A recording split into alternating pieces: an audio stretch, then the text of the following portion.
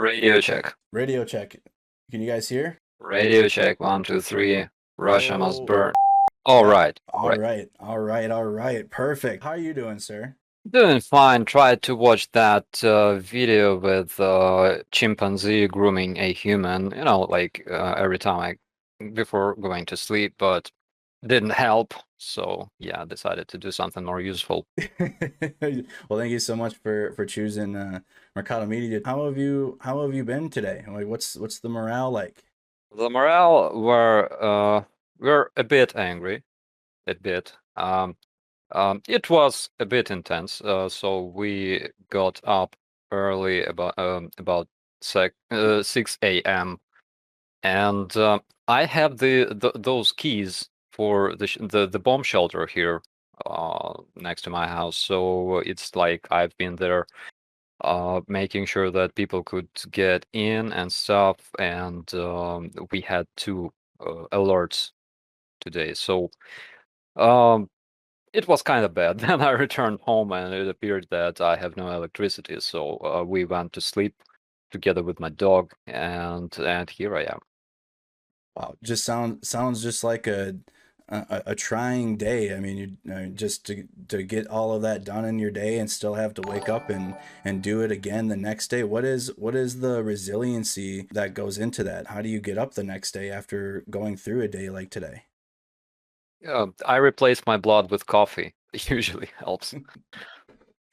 Cheers to that. I got my cup sitting right here as well. Caffeine is an ongoing need for me as well. So tell us some of the things that you did today in Kyiv and some of your humanitarian efforts that you just touched on. So basically, I spent like most of my time near the shelter, trying to do like anything I could do to bring people in and stuff, and make sure they have everything they need. And as for Kiev, I saw a video of our mayor. He said that um, he made this video on a bridge. So he built this bridge, okay?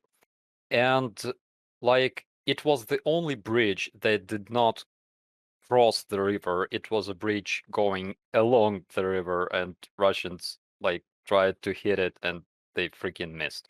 I cannot say that this whole missile strike was successful whatsoever. I think we have 14 casualties, 14 dead, and about 86 wounded all over Ukraine. So again, it's like, in case Russians wanted to retaliate because of their losses on the front lines, that makes them impotent in my eyes. Absolutely, and it's sad to see the Ukrainian military with such success on the ground, destroying Russian military targets, liberating villages and cities on a daily, weekly basis, and the Russian response is to kill civilians during rush That's hour too, I believe. Was it what time of day? I believe it was 8:18 in the morning. air. So the missile alert started around 6 or 7 a.m., something like that. It started with multiple strikes in different regions.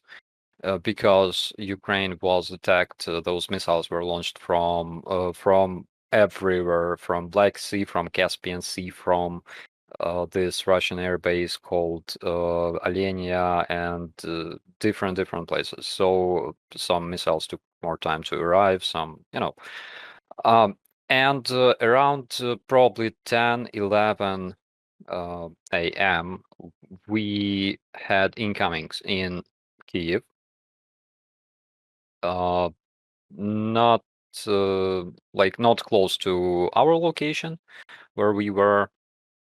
That location was bombed like in July, but yeah, basically they targeted the uh, four districts of Kiev, mainly central parts of Kiev, and two districts on the left bank. It's like sleeping area basically. Was it how were the sirens going off when the missiles were coming in? Sirens went off at 6, like almost 7 a.m. with the beginning of this missile alert, and then they were all on all the time until the end of the alarm. and alarm finished around after 12 p.m., something like that. After 12 p.m., so 6 hours straight of alarm. Yeah, like more than 5 hours. How was the response from the city crews and everything immediately? They did a great job. We heard their sirens like all the time. They were running around and doing their job. So they did great job, I think, in my opinion. And what we saw too, I mean, we were seeing the clips that were coming out, and it looked like they were responding excellent. And what I did notice too is even while the missiles were coming in, the people in the city were still giving fist bumps to each other, still trying to keep the morale high, even while this was taking place. Would you say that the morale has been unwavered? Yeah, it's like it's not that we were terrified because this missile strike wasn't worse than during first week of this invasion. Because literally during the first week, like first 2 or 3 weeks, we had like three, maybe six missile alerts every day in Kiev. And yeah, and they were like literally striking us with those missiles every day. So I cannot tell you that it was like we didn't see it coming. We unfortunately we got used to that, and now we are even more prepared because we know like location of our shelters and stuff like that, what to do in case of alert. So it's not like we were terrified. It's not like we were shocked. It's like we were a bit irritated that it happened on Monday because Mondays suck. And Mm-hmm. uh, yeah, and as for those guys, as for our firefighters and policemen and medics, they did a great job because yeah, when missiles flying, you still gotta do a job that makes them equal to Ukrainian soldiers. Like we're all warriors today. And it was shown for the world. We were watching it, just how quickly the city workers and the first responders, and even the civilians too, it seemed just a lot of togetherness and cohesiveness even while this was still taking place. And what is your take on on Russia being a terrorist state at this point? What is your opinion on that? I would love to hear your take on that. 100% they should be recognized as terrorists, and I think that uh, some people who didn't accept the fact that you cannot negotiate with somebody who wants to kill you because there can be no compromise between people who wants to kill you and people who wants to live, right? Absolutely. They should grow a pair of balls and realize that we should finish them once and forever, like we did with Adolf Hitler. That's my opinion. What are some of the biggest What are some of the biggest needs you think Ukraine needs right now? If you could ask for anything for Ukraine right now, what are some of the things you would ask for? Yeah, two things: anti-air defense for our cities, at least for major cities, at least because majority of people live there. Like we have cities with populations of like millions, and we need a lot of artillery because it's my personal, let's say, my personal frustration was like when in 1994 people gathered around Ukraine and said, dude, you gotta give out your nuclear weapons. Like, why do you need 1,600 warheads? Like, what will you do with them? And we were like, okay, take them. Come on, okay, here you have it. And they were like, okay, great, we will guarantee your security. Guys, what happens today is anything but security. And when this invasion started, everybody were like, "Oh my God, what did we do? What do Mm. we do? We shouldn't make Putin angry, but at the same time we gotta help Ukraine because we promised. Okay, we will give you how many tanks do Russians have?" And Zelensky was like 20,000, and everybody was like, "Oh, great, like 20,000. Okay, I will give you five. I will give you 10. No, no, no, 10 is too much because Putin will get angry. Guys, we need a lot of freaking artillery. That's what I mean. Absolutely. What is the readiness like for the scenario of Belarus, just if they do decide to launch, say, an invasion southward from the northern portion of Kiev? That area is well prepared. Cannot tell you much details, but we have plenty of troops there. They have training alerts every day, and basically the same situation that we had in Hostomel on February 24th, when we had our trainings performed every day, training alarms every day, and we were reacting and like improving our skills uh, every day. We are prepared for that invasion. I can tell you definitely that at this point they have something like 6 battalion tactical groups there, which mean, yeah, of course they are enforced with tanks and artillery, probably some aviation, but 6 battalion tactical groups, it's like 4,500 people. It's like 1 week of combat at max, in my opinion. 1 week max up in the northern region of Kiev, if that were to happen. Yeah, probably. Uh, Also, Russians will send more troops to Belarus because, again, I think that the decision that Lukashenko made was not to use his own troops as much as Russian troops, and there will mostly be like Russian invasion through the territory of Belarus, the same that we saw in the beginning of this invasion.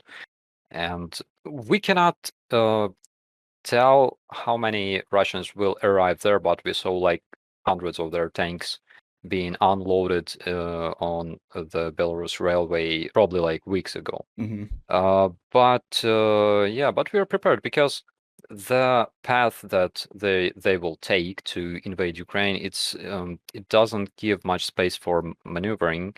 Plus, the weather changes and stuff like that. In Ukraine, everything wants to kill Russians, including the soil, because you cannot make trench in winter like a proper trench, and between the seasons you cannot move well.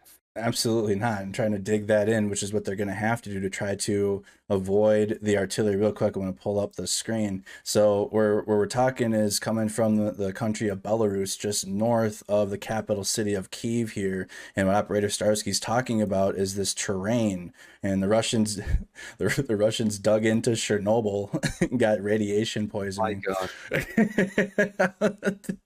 We saw your video in Chernobyl and saw them on how far they did that. They've already learned their we think they've learned their lesson there. Operator Starsky, what can you tell us, if you can, any differences in the Belarusian military? Are they any different from what we're seeing right now? They are underdeveloped 21st century. That's all I can tell. Oh my God, how do you call it? Like last year, there were those immigrants coming from Belarus towards Ukraine and Poland, and we had that mutual operation together with our Polish colleagues on the border in order to prevent provocations. We were specifically in the point where we could see both borders, like Polish border on the left Mm-hmm.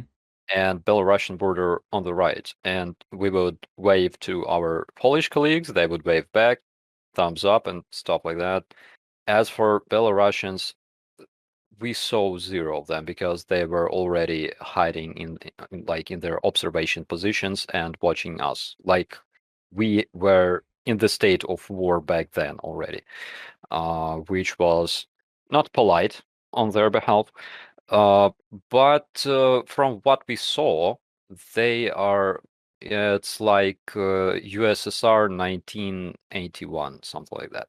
So just the fact that they treated you as enemies immediately like that, and were looking at you as if like from the outside looking in, and they're your neighbors.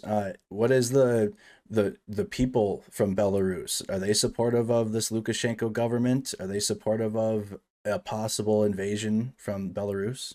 It's a difficult topic because people in post-Soviet countries, specifically in countries like Belarus and Russia, they are trained to be neutral and passive. That's why we have this term for Russian activists. We call them pacifists. through V.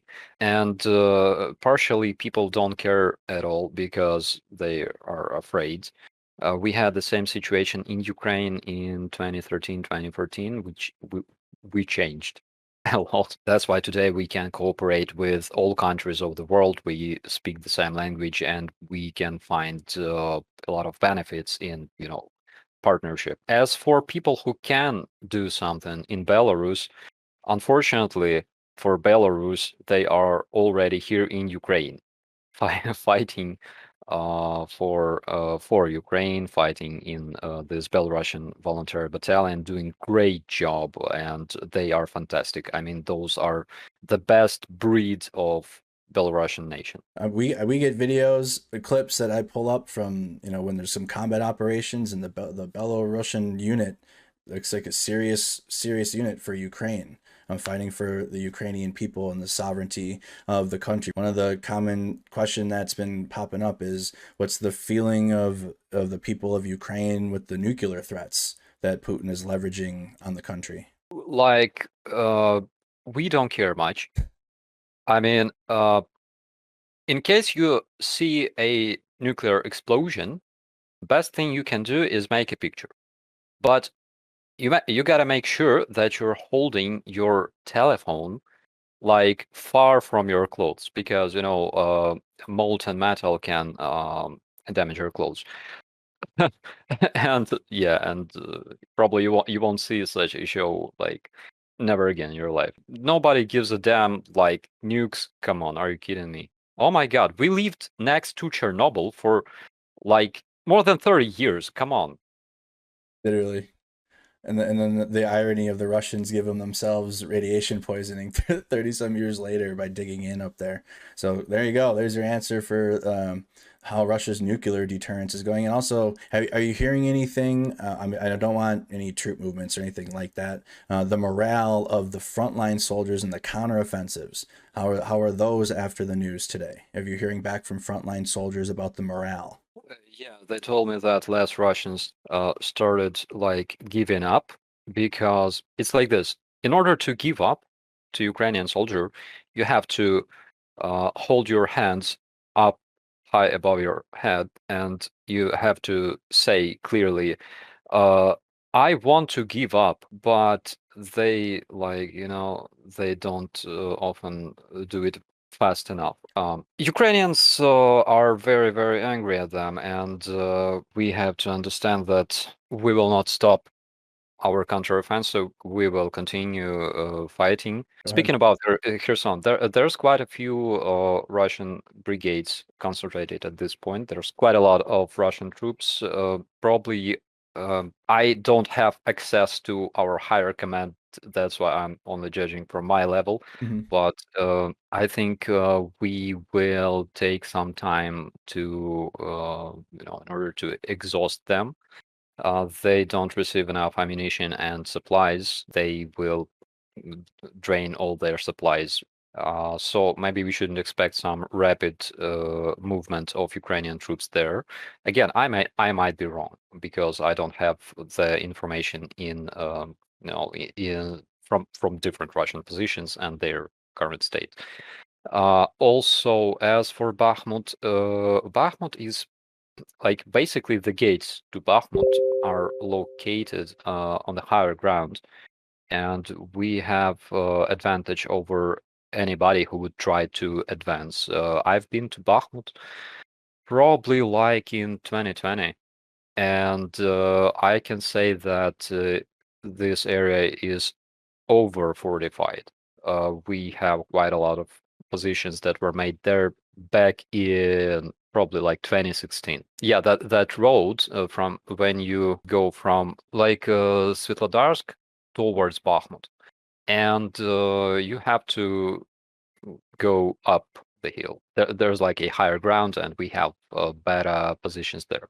Yeah, it will take Russians a lot of effort to take the city. Plus, Bakhmut is quite a big city. I can say that our troops spent a lot of time last year, for example, spent a lot of time um, training and preparing in terms of urban combat. For example, my guys that were responsible for the defense of Rubizhny and Severodonetsk, they spent 4 months there. They were very, very efficient. They killed around 1,000 Russians only in close combat, talking about like street combat. They will have plenty of casualties there. And it's ongoing. I mean, they've had nothing but unsuccessful attempts on Bakhmut. I mean, they were able to push into the eastern bank of the city, but I mean, there's reports of the soldiers walking through the city of Bakhmut. I didn't know it was on an elevated plane coming from. I didn't know that, so that's definitely a helping factor for the Ukrainian military. Also, liberating Lysychansk is important too, because Lysychansk is also elevated above Severodonetsk, correct? Yes, yes, absolutely. Ukrainian counteroffensives are on their way. They just liberated Bilohorivka, coming from Siversk, so they're on their way there. What can you tell us about Advidka and the defense of that city? Cannot tell you much. I don't have information from there. My guys are operating in a different spot, but I can tell you specifically about Avdiivka that there are two main railroads used to supply Russian troops in central and southern span of the front line. That was the Kerch Bridge Railway, and all of the Russian logistics were built around this specific railway because they would bring supply from Crimea to all other regions. And another one was in Avdiivka, the Donetsk Avdiivka. That direction of railway is under Ukrainian control, so Russians cannot use that either. That's two ground lines of communication through railhead that's the Russians are not able to use for resupply lines. Someone that asked, and if you want to, if you don't want to give your opinion at all, you don't have to, on the relationship with Putin and President Xi from China. Do you have anything to weigh in on that? I think at this point, Putin became pain in the ass for President Xi because China cares about China. China cares about its revenue from trading with West. If I was a Chinese President Xi, I would literally sacrifice the income from trading with Russia, which is less than $100 billion, in favor of trading with West, which is something like $500 billion. And we can see that in case Russians get recognized as a terrorist state, that may happen tomorrow, and I hope it will, Chinese would have to, back up, because we had information that during the summit they had like a week or two ago.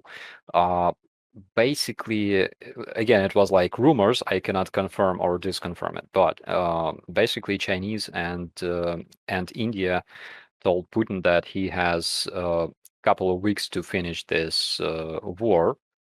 And we see that this time is like running out. And so we got another question coming up here from Borg Quads asks, what can people do beyond nagging our governments to help Ukraine? So likely asking, what can everyday people around the world do to assist the Ukrainian effort? Guys, I received this question a lot. Sure, I think at this point there are like couple of different ways that people from other countries can help. Is either through pressuring your authorities. I didn't say that because I'm not trying to influence your politics, but if I was you, I would do that. It's through enlisting into foreign battalions in Ukraine. It's through providing humanitarian aid. It's through caring for our refugees that I hope behave well there in other countries. And it's through informational warfare, fellas and stuff like that. And like it depends on you what you can do best. So for like Americans, so my suggestion, so he said pressure the government, which you can do through phone calls. You can email your local and state representatives. If you have a representative in your state or in your county that is starting to repeat Russian propaganda talking points, and you know them because you've been studying this war now for 8 months and tuned in, and you know the Russian propaganda narratives, and if you start seeing political figures repeating them, that's a good sign that it's probably not the right political leader to be giving your vote to. Or maybe if they are elected currently, maybe give them a phone call or give them an email and let them know, hey, listen, I support giving aid to Ukraine, and what you're doing isn't what I voted for. If you did vote for them, or if you didn't vote for them, you can still do the same thing. We have that right to do that here. What can you say about the readiness? And I've been getting reports of training in the United Kingdom. How are the readiness of the troops that are being trained in the UK as they arrive into Ukraine? They are so they're like ninjas. Oh, Uh, wow. all I Is can it say. Yeah, because we had training with foreign instructors back in like 2016. Like since 2016 and until 2021, we were training with some kind of foreign specialists to some extent.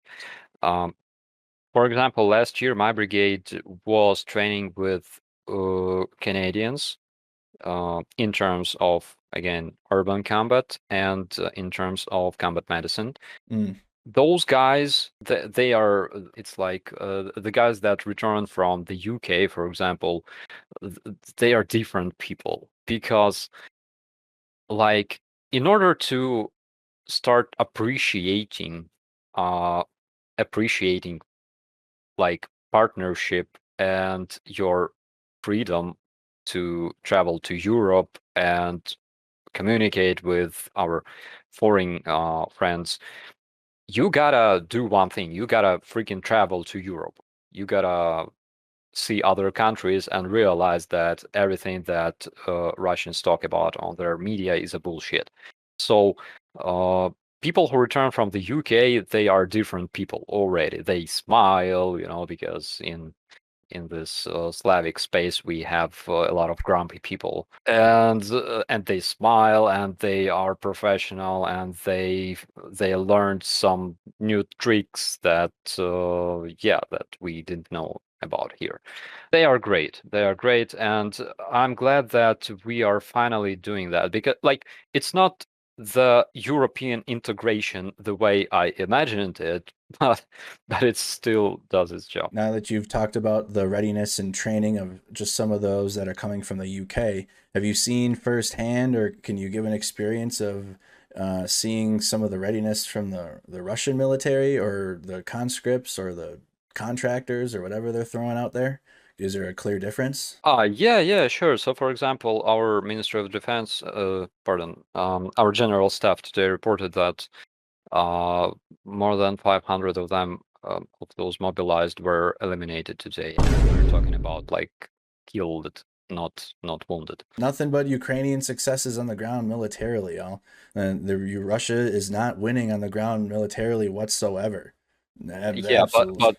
but I still want to mention one thing that it's still not easy. Our guys are they are tired and exhausted, even despite the fact that they will walk this path until the end. But they are doing amazing things every day, sacrificing their lives every day and all their efforts. And what they do is heroism in my eyes. Absolutely. Heroism, resiliency, how they're able, like that's why I asked you how are you feeling and how are you able to get up in the next day, and how these Ukrainian soldiers on these front lines face shelling every day and they're just exhausted.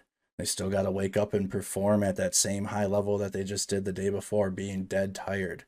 Can you talk about that? Have you been completely exhausted to the point where, you know what I mean, the body's not wanting to go? What are some ways that you found through resiliency to overcome that? Myself, I am lucky bastard because I am a base plankton. Basically, I'm a press officer, and the only combat I participated in during this invasion I'm not talking about 8 years of deployments. I'm talking specifically this invasion. Was the battle for Hostomel, Mm, uh, and it was interesting. It was crazy. I never saw so much helicopters flying around. What we experienced in Hostomel, our guys are experiencing every day for 7 months already. I'm talking about my brothers on the front lines. One of the reasons why I'm like running my channel, why I'm running other resources like my brigade's page and stuff is because I want to talk about my brothers because they deserve to be famous for what they're doing. Specifically, guys that left us. Unfortunately, 2 weeks ago, I lost four of my close friends in a combat in the area of Kharkiv, and those were great guys.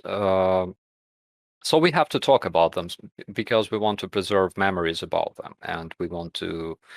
Uh, absolutely. You want their legacy to live on, and talking about your channels too just brought into my mind. You've done an excellent job at translating some of the Russian propaganda and some of their bullshit, frankly. I mean, we can be frank here. Some of their bullshit that they say is part of their motivating factors in their propaganda for their invasion. What would you say some of the biggest lines of BS from the Russian military you could say? You know, say there's somebody that's tuned in right now. Maybe they have heard some of the Russian propaganda and some of their messaging, and so they might know about it. What are some of the mainline Russian narratives that you could say right now?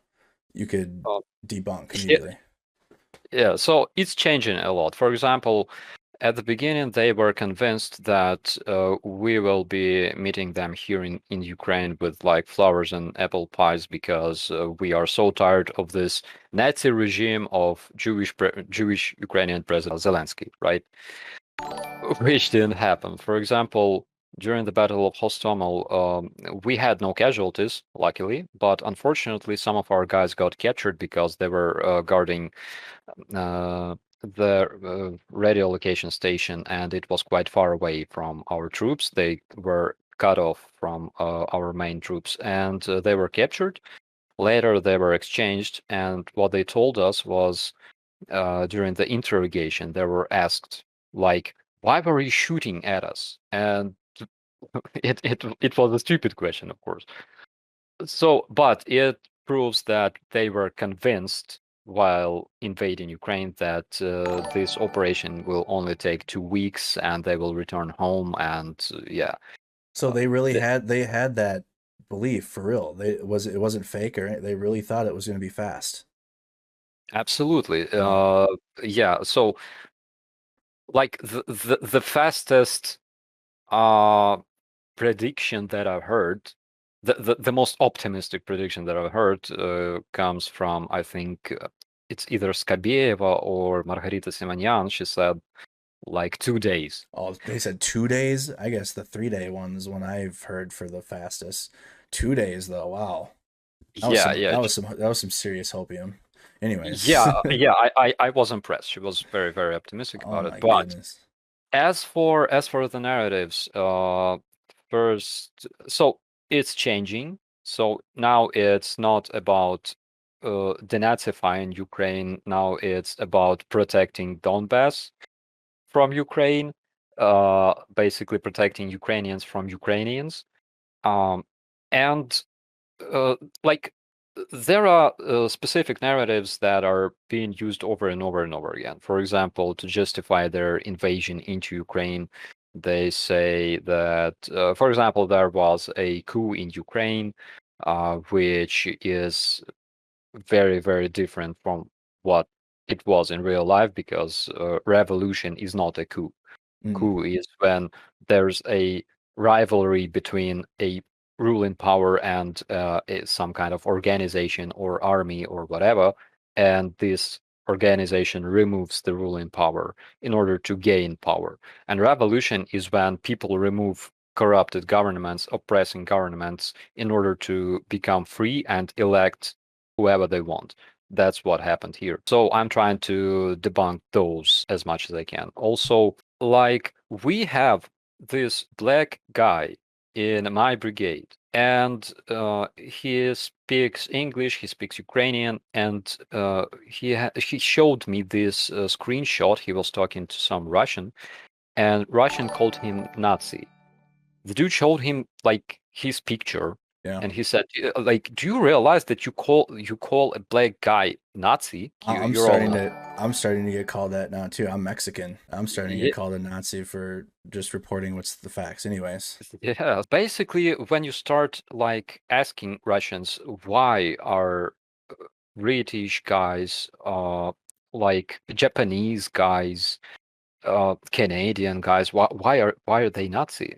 Uh, they say because you're fighting Russians. simple fact that they're just wow. Yeah, whoever fights Russians Is a is a Nazi. Nazi. Yeah. Wow, unreal. And that, oh my goodness. So everyone that's fighting Russia is a Nazi or in NATO. So is NATO all Nazis then to Russia? Anybody? Yeah, yeah. So their social media are full of that crap. It's like their biggest gain, their biggest achievement was the victory in the World War II, which they of course, like it's according to them, which they of course could win without the land lease, without the Allied help and stuff like that. And actually, their biggest problem was that they accepted this help from Nazi British, Nazi Americans, and their biggest problem was that after this war, they didn't finish those Nazi British and Nazi Americans. Like, sometimes my brain hurts when I read all that crap because I have to do that every day. Then I just curl up in my car and cry together with my dog. But it's like it's for real. I made a bunch of videos dedicated to this, like with translation and stuff like that. And that's something that I'm trying to do because people must know about that. When some ignorant politician on a TV or like anywhere on a Joe Rogan show, for example, starts talking about the coup in Ukraine, about like some agreements that were never made and never existed, and stuff like that. You have to know the facts, and the facts are out there. You just gotta Google them. Because I have some time, I can do that for you. I will just give you the facts that you can check, and that's all. And it just hit me too. You're a press officer, so you're fighting the information war as well. Uh, I'm sure you're called all types of names, fake news, fake, and you have to decipher the bullshit, the propaganda coming in as well. Yeah, that's what I do. I'm called propagandist a lot. I'm called biased That's the because common one. yeah, because I don't say anything good about Russians. Um, Which is their fault. I mean, give something good to say, like get out of Ukraine, or I don't know, kill or take Putin out. That'd be great. yep. Actually, yeah. I'm lying. I'm saying good things about Russians because they give us a lot of their tanks, a lot of ammunition, of course. So yeah, they do something good as well. So many acts of goodwill. It just they keep if they'd stop smoking near all of their acts of goodwill and blowing it up, then they'd have more to give. A couple more super chats and questions. From John, sent a $10 super chat. Operator Starsky, have you come in contact with any American, British, or other fighters who have come to help? Oh my God, I did. So I made like yesterday, day before yesterday, I made an interview with an American machine gunners. So people were asking me to make a like interview with a Russian blogger. I said, screw Russian bloggers, I'll better make an interview with an American machine gunner. And I think it's a good choice, right? Yeah. Given the fact that like Russian bloggers are useless. And I made an interview with the guy known as Nakin Fat Yuri. He is American machine gunner, sometimes grenade launcher operator. He has his own channel on YouTube, Instagram, and he's a badass. He showed me all those videos. He was like in this Humvee with this 50 cal machine gun, and so I made an interview with him. He's a great guy. He showed me like a bunch of vids. We went to this exhibition of destroyed vehicles in Kiev, and yeah, I'm gonna edit and publish this interview very, very soon, if I have time tomorrow. That please, is it anything to do with that one video that went viral? I'm Yeah, doing yeah, okay, yeah, so then you already know what I'm talking about. It's the 50 cal guy in the Humvee that just went full send into that position. All right, yeah. well, we can't wait to see that when that drops. So look for that on Operator Starsky YouTube channel soon. Another question from Shenanigans: Can you ask Starsky about aid for ordinary civilians who are holding out? Who are holding within the country? Okay, so this is just, are any civilians receiving aid within the country of Ukraine? They all have different needs. For example, there are people who lost their homes. Mm. They need place to live. There are people who have pretty much everything, and they have less needs. So it's very different. The best thing that people can do is, if they find some kind of like activist group or charity in their own city, the one that helps Ukrainians, and ask like whether they need some kind of help or aid or whatever, donations, because those guys know better. Absolutely, they can direct you to the mutual aid groups. Anything else that you would like to touch on here? I mean, I'm sure you got to get some sleep. It's, what is it, 4 in the morning, almost 5? Yeah, almost 5, but like I don't know. Yeah, there was a question about like if the Loch Ness monster returned to the I didn't know you Scotland. wanted to take on that question for real. I would have asked you, would you believe in the Loch Ness monster? That was one of the questions. The one that destroyed the one that Oh, do you think it destroyed was the Loch Ness monster that destroyed the Kerch Bridge? not the Kerch Bridge, the North Stream. The It North was Stream? yeah, it was like one of my versions in one of the streams the other day. So the answer to this question is basically, yeah, judging from the collapse of the Crimean Bridge, I think that the Loch Ness monster has been recruited by the Ukrainian Navy. Oh my goodness. That's the Russians are using dolphins, and you've touched on that. You've touched on the difference in the night and day training between the Ukrainian soldiers coming in from like the UK and the Russian soldiers, and what you've seen. Is there anything else that you can kind of paint a picture for us about the Russian soldier, or the Russian effort within Ukraine? Like different ages, different areas they come from, different origins, because there are guys from Caucasus, they're tough. There are guys, like very young guys, like 18 years old conscripts. Basically, yesterday this guy was like playing World of Tanks with some of us, and today he is like on the front lines. Wow. He's not a good fighter at all. They're like kids basically, and they give up in big numbers. It's like different. As for dolphins, again, I have like two versions. First of all, I think that like if they are not eaten, which can happen, uh, then I would like, if I was a Russian dolphin, I would better like get enlisted like into Ukrainian army, because like being fed with Russian shit is a freaking nightmare. Got to eat the Russian fighting position trash. All Oh the all yeah. the all the shit they leave around. Which we just watched too. The video came out months ago, but it was from the prisoner of war camp in Lviv, and how well treated the Russian troops are, and like they have fresh clothes. Their clothes are clean. They got food, 3 hots, and their bedding situation's a lot better than the conscripts that are being sent. So surrendering to Ukrainian military is probably a better bet than either Yeah, dying or living in the conditions that they are right now. of course, because you can smell the air of democracy. You can, if you're lucky enough and your warden is kind enough, you can receive a real cheeseburger from a real McDonald's that works in Ukraine. Basically, our food is better. It's much better. As for our guys at the front lines here in Ukraine, we have this tradition. Like when you go to your babushka in a village, her the mission of her life is to feed you. Like, you will get overfed, you will return back like plus 10 pounds, like minimum. And Ukrainians have this thing as well, especially like Ukrainian civilian volunteers that support Ukrainian army with different aid. There's a lot of like older women, by the way, and they have this motherly instinct of caring, and that's why they bring all kinds of yummies to our soldiers. So I think that at this point they may be like the happiest soldiers in terms of like food and tasties and things like that, which is great. Absolutely, and that's what we're seeing when the soldiers arrive to a village for liberation, and the babushkas and the people arrive with food for the soldiers.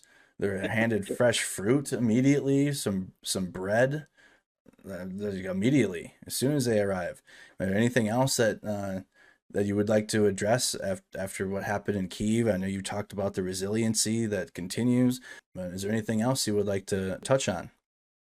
Yeah, sure. So in the area of Kherson and Kharkiv, we have we have this constant rotation.